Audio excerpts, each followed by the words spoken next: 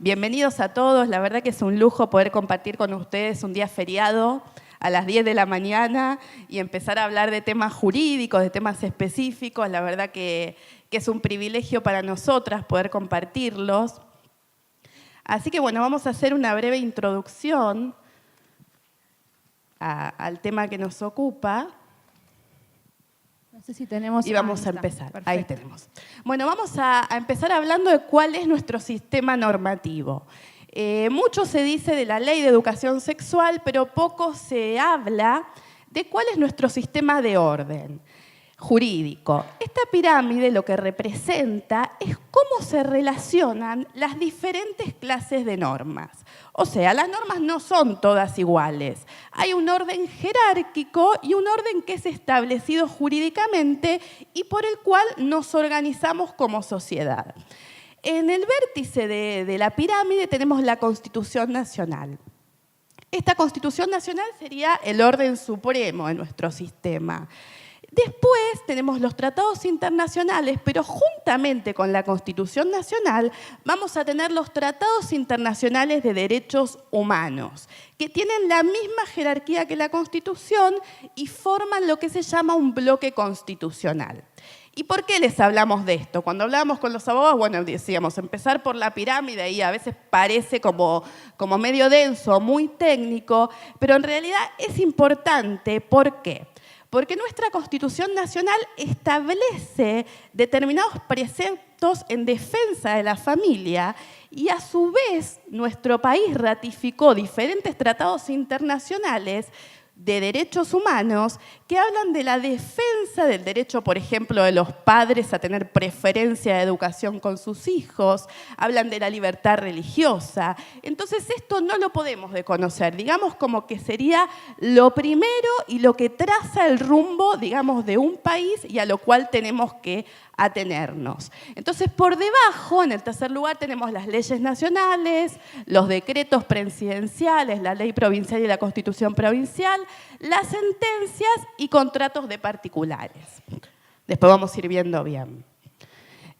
Así que bueno, a ver esa segunda. Sí. Voy a tener que poner la contraseña a la máquina porque se me salió. Aguárdenme un minutito. No sé, no. Entonces vamos a decir que palabras como supremacía, sistema jurídico escalonado, jerarquía, preferencias de unas normas sobre otras, nos dan una aproximación al concepto que queremos explicar. Entonces, bueno, esto era básicamente lo que les estaba explicando recién. O sea, no es todo lo mismo, sino que tenemos un orden jerárquico y a lo cual los jueces, cuando dictan sentencias en casos particulares, van a tener que ver si una norma está o no de acuerdo con la Constitución Nacional. Siempre. Seguimos a la próxima. Entonces, ¿cuáles son los elementos que validan la negación a la modificación de la Ley de Educación Sexual? Vamos a decir que no estamos en contra que se enseñe sobre Ley de Educación Sexual integral. Lo que estamos en contra es que se enseñe con ideología de género, con un monopolio ideológico. ¿Por qué?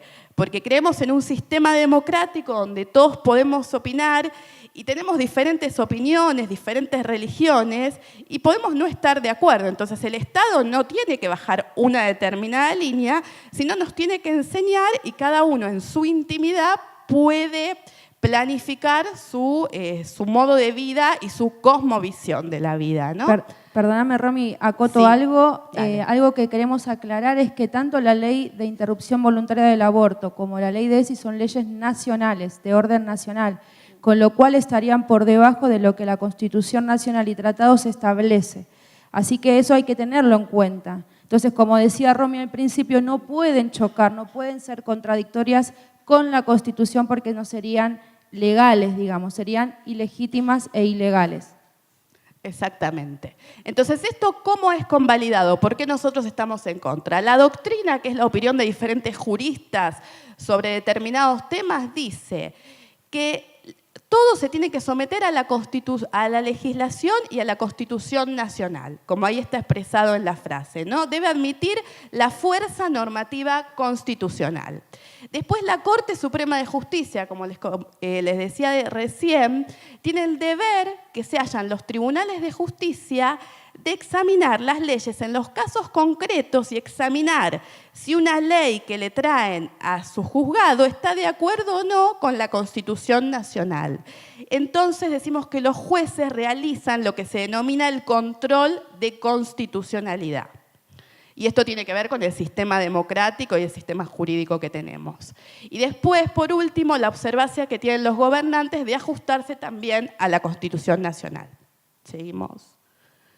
Después, ¿qué son los tratados internacionales y cuál es la importancia de los tratados internacionales de derechos humanos? Bueno, dice la Constitución Nacional, si seguimos en la próxima, que en realidad, en el artículo 75, inciso 22, los tratados internacionales de derechos humanos tienen jerarquía superior a las leyes y tienen rango constitucional. Por eso es muy importante y forman parte del bloque constitucional, a lo cual nos tenemos que adherir y no podemos modificar porque tenemos un montón de tratados internacionales que hablan del derecho preferente de los padres a educar a sus hijos, el derecho a la libertad religiosa y bueno, un montón de derechos que después vamos a seguir compartiendo con Gise. Después tenemos la Declaración Universal de Derechos Humanos, que se estableció en Naciones Unidas en 1948, y esta declaración está redactada como un ideal común en el cual todos los estados se ponen de acuerdo en cuanto a una serie de valores que van a tener en común y se van a comprometer a trabajar y a defender esos valores. Seguimos con la próxima. Bueno, ahí sí se les va a compartir. Vamos a meternos un poquito más en lo que es la Ley de Educación Sexual, dónde comienza toda esta corriente. Sabíamos, y como dijo Romina al principio, esta Ley de Educación Sexual se sancionó en el año 2006. Desde el 2006 es de aplicación en las instituciones públicas y privadas educacionales, ¿no? Educativas. En el 2008 se ingresan los contenidos curriculares. Después tenemos la Ley de Matrimonio Igualitario, la 26618, que se sanciona en el año 2010. Y la que también nos trae un poco de problemas, que es la Ley de Identidad de Género, que fue sancionada en el 2012. En el 2015 hay una pequeña modificación en la ley donde ya se autoriza o se debe o se le impone a las obras sociales a practicar ciertas intervenciones quirúrgicas y tratamientos hormonales con respecto al cambio de identidad de género, aún también en menores. Y en 2016 se comienza a introducir en las currículas de las escuelas contenido de identidad de género. Con lo cual, si ustedes observan ya en la página del Ministerio de Educación, ya están los contenidos que contienen identidad de género, aún yendo en contra de la Constitución y yendo en contra de lo que la ley de hoy, la 26150, establece. Y bueno, en el 2018 tuvimos el rechazo del proyecto de interrupción voluntaria del embarazo. Bueno, esto es muy cortito lo que yo quiero decir. ¿Cómo se sanciona? Hablábamos primero que se trató un proyecto, fueron 4 proyectos de 4 integrantes. Si pasamos una más, por favor. Una más. Fueron 4 proyectos de diferentes integrantes del Congreso donde planteaban este tema de ideología y perspectiva de género. Son muy extensos y de ahí la Cámara Revisora emitió el dictamen. Sería como un resumen, que sería el proyecto de modificación de la ley, que ahora lo vamos a ver bien ahí en detalle. El artículo 5 de la ley hoy es este, es el que dice, vamos a detenernos en lo que está en rojo. Las jurisdicciones nacionales, provincial, de la Ciudad de Buenos Aires, municipal, garantizarán la realización a lo largo del ciclo lectivo de acciones educativas en los establecimientos escolares para el cumplimiento del programa de educación y educación sexual integral. El problema para ellos es la supresión de este párrafo que viene ahora, que dice cada comunidad incluirá en el proceso de elaboración de su proyecto institucional la adaptación a las propuestas a su realidad sociocultural en el marco del respeto de su ideario institucional y a convicciones de sus miembros. ¿Qué quiere decir? Que si bien hay un contenido curricular de educación sexual, hoy cada colegio, cada escuela puede digamos, adaptarlo según a su convicción, según sean colegios religiosos, ¿no? Lo pueden adaptar, pueden ver qué contenido bajar y qué no, ¿no? ¿Cuál es el material que van a bajar? Ahora, si seguimos, otra de las cosas que se quieren modificar es convertir a la ley de orden público. ¿Qué quiere decir esto? Que cuando una ley es de orden público es obligatoria para todos. Aún yo puse ahí que el Estado estará por sobre la voluntad de los responsables parentales, en este caso los padres, tutores y demás. O sea, no importa, como yo como papá, que es elegir la educación que yo quiero brindarle a mis hijos, sino que el Estado va a decidir por mí, porque transforma esta ley de orden público, ¿no? Volví un cachito para atrás, por favor, Betty. Dice ahí el artículo 5 en el último párrafo del proyecto, dice, independientemente de la modalidad, entorno o ámbito de cada institución educativa, sea de gestión pública o privada. Hoy actualmente, y hoy lo hablábamos con Romy, tenemos muchas consultas de muchos papás, por sobre todo de instituciones públicas, donde se empezó a dar perspectiva de género, ideología de género, y donde ellos se basan, si bien hoy la ley no está reformada, en los contenidos que ya están a disposición, que no se deberían estar usando.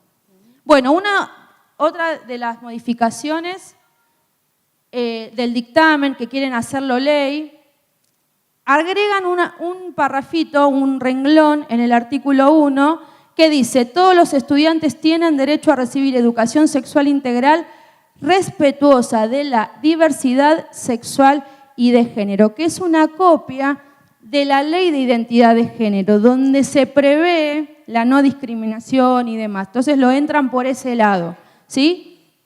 Bueno, después habla de que es de orden público y demás. Ese sería el 3, la tercera reforma, digamos, que se quiere hacer. Como número 4 de la ley, estamos hablando de la ley 26.150, ¿no? Dice que la ley se va a aplicar en forma transversal, o sea, más allá de que va a haber horas curriculares que sean solamente educación sexual, también se deberá aplicar en todas las materias, matemática, lengua, biología.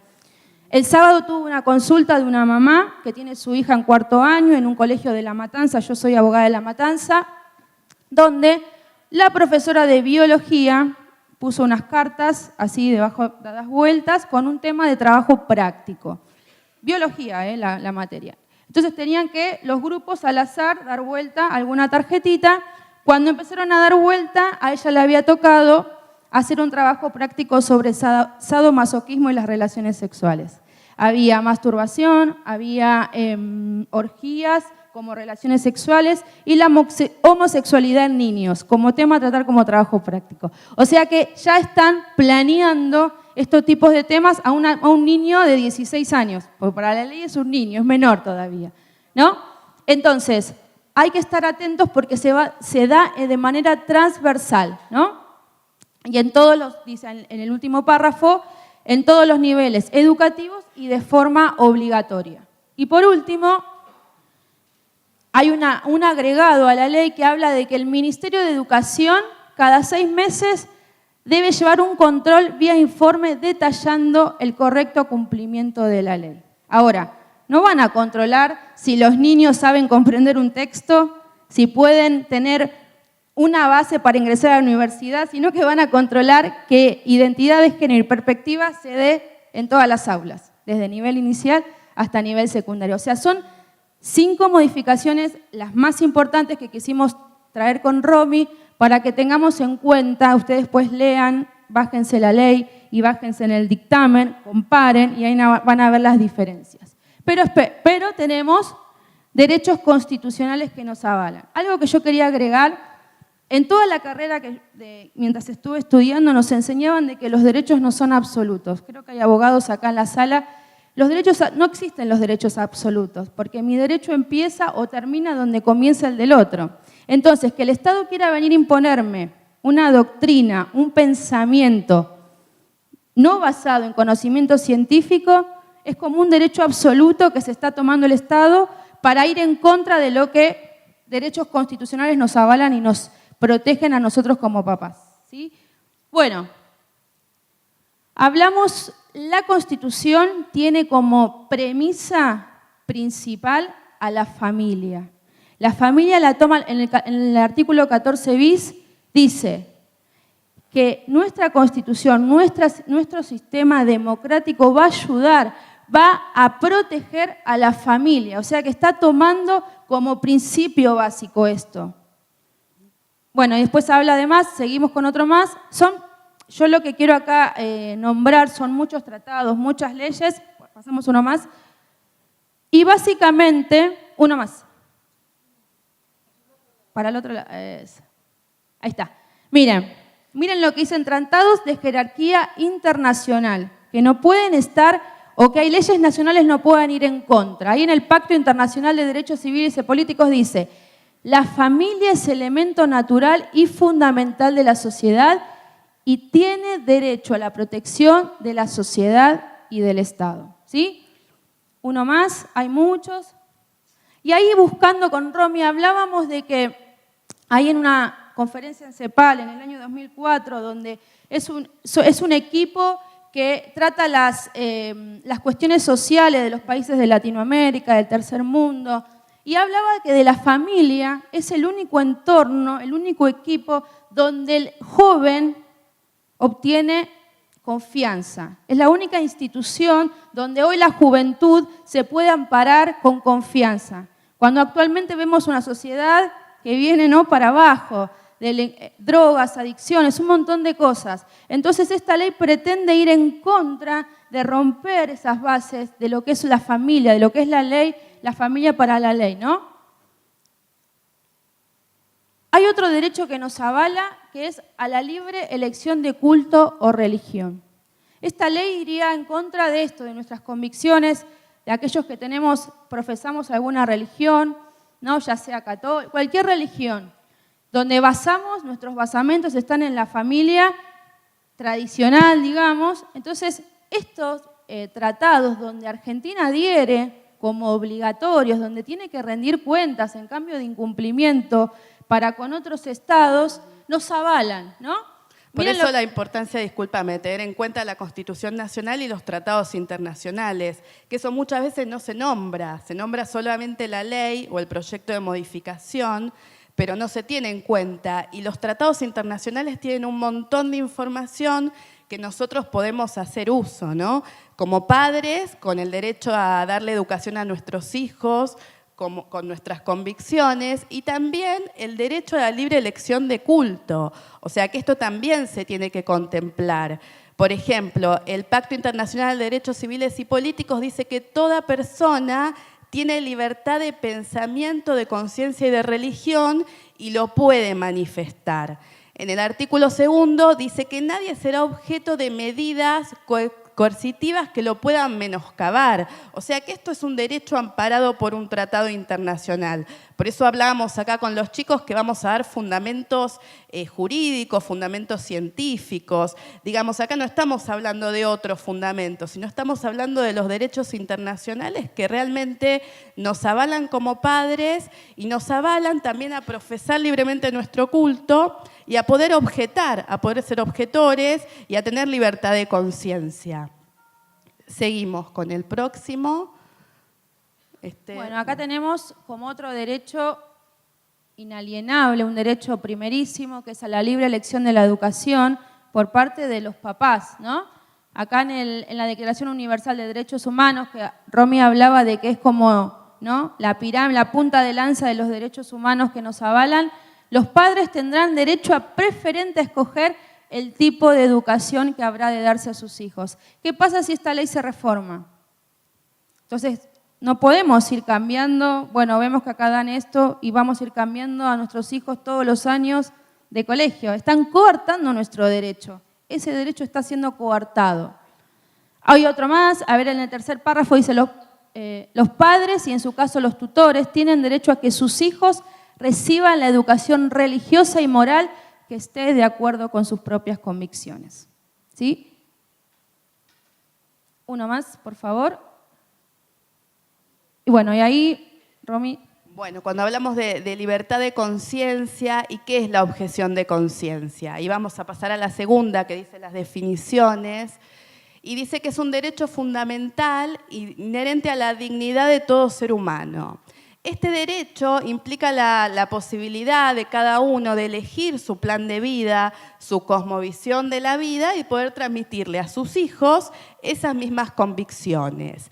Es un derecho que hace a la autonomía privada, es un derecho constitucional y además que se encuentra avalado por los tratados internacionales. Y en algún fallo de la Corte Suprema dice que es el derecho a ser dejado a solas por el Estado. Ahí por el 1980 y pico, en un fallo, la Corte Suprema dice esto, ¿no? Que las acciones de la intimidad el Estado no tiene por qué meterse, corresponden al núcleo íntimo, donde no hay intromisión estatal y donde cada uno puede elegir la libertad de pensar libremente conforme a sus convicciones y conforme a sus creencias. Pasamos a la próxima. La objeción de conciencia deriva de la libertad de conciencia y es el rechazo del individuo por motivos de conciencia a someterse a una conducta que en principio sería jurídicamente exigible. Acá tenemos la ley jurídica y tenemos la ley moral. Cuando se produce esa contradicción en la persona, lo que prima es lo que surge por motivos de conciencia. Por eso lo establece la Constitución Nacional en el artículo 14, que dice derecho a profesar libremente un culto, y el artículo 19, que habla del derecho a la privacidad e intimidad. Dice, las acciones privadas de los hombres que no ofendan al orden ni a la moral pública están solo reservadas a Dios y exenta de la autoridad de los magistrados. Eso dice el artículo 19. Y después, desde el año 1994, tenemos los tratados internacionales que realmente nos protegen en este derecho a tener nuestra libertad de conciencia. Pasamos al otro. Entonces, palabras como conciencia, pensamiento o religión aparecen como sinónimos donde lo que se protege es la libertad misma. Y esto tiene que ver con el Estado democrático y con cada uno poder elegir su modo de vida. La conciencia posee para el individuo un rango superior a cualquier otra instancia normativa. Por eso la importancia que le damos. Y después vamos a hablar de los recursos con Gise que tenemos, que son las cartas que tenemos para presentar tanto para padres como para docentes y poder presentarlas en los colegios y unirnos. Un poco como Romy hablaba de esta objeción de conciencia, tiene que ver con la herramienta que yo tengo para ir en contra de esto. Tanto como docente, no sé si después van a hablar un poquito de eso, como papá de un hijo que está yendo a un colegio donde quieren enseñar algo que va en contra de mis convicciones. La objeción de conciencia tiene que ver con eso y como decía Romy, es un derecho que tenemos, un derecho a ejercerlo. Y hoy, lamentablemente, la gente está como dormida, como que no sabe, como que no entiende, y bueno, me callo, no puedo ir en contra de lo que dice la maestra, no puedo ir en contra de lo que dice el inspector y demás. Entonces, sepamos que esta objeción de conciencia es el recurso, es la herramienta que nosotros tenemos para ir en contra de eso. Tantos docentes, vuelvo a repetir, disculpen mi insistencia, pero es muy necesario. Tenemos estas cartas, como decía Romy, son cartas que fueron armadas por abogados a favor de las dos vidas, a favor de estos derechos que nos amparan. Y ¿saben qué? La carta plasma de manera, digamos, fehaciente mi derecho de objeción de conciencia. O sea, no es lo mismo ir y quejarme que ir y mandar una carta documento en el ámbito jurídico, digamos. ¿Por qué? Porque ahí ya se produce una obligación entre la parte al que se lo envío y yo que soy la que envío. ¿Qué obligación? De contestar, de refutar esa carta documento donde yo estoy intimando a que cese o no tal o cual acción, ¿sí? Entonces, estas cartas están armadas, están basadas en artículos, en forma legal, para presentar en las escuelas. Se han presentado un montón. En Matanza hemos hecho un trabajo de repartir cartas, han presentado, se habían lanzado proyectos de literatura de parejas homosexuales y estas cartas han hecho de que se venga todo para atrás porque es ilegal, porque no se puede, porque la ley no está reformada todavía. Así que nosotros tenemos, no sé si alguno la va a necesitar, podemos facilitar. Y antes de que Romy cierre, yo quería hablarles y decirles de que necesitamos levantar la voz.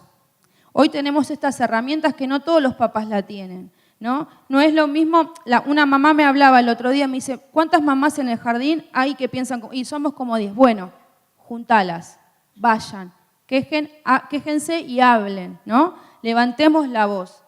Sí, sí, no, y aparte el conocimiento nos empodera, nos da la posibilidad de abrirnos, de entender. El conocimiento y la verdad siempre nos ilumina.